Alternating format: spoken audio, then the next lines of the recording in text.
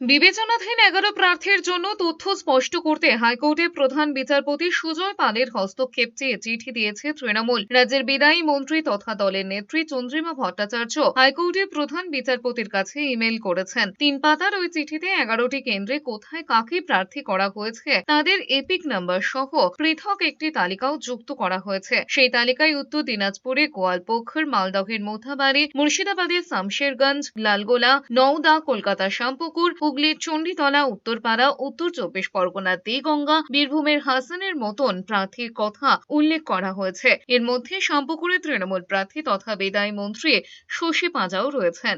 এদিকে এশিয়ান গেমসে সোনাজয়ী স্বপ্না বর্মন ভোটে লড়তে পারবেন কিনা তা নিয়ে অনিশ্চয়তা তৈরি হয়েছে। তার প্রতিবন্ধকতার কারণ তার চাকরি।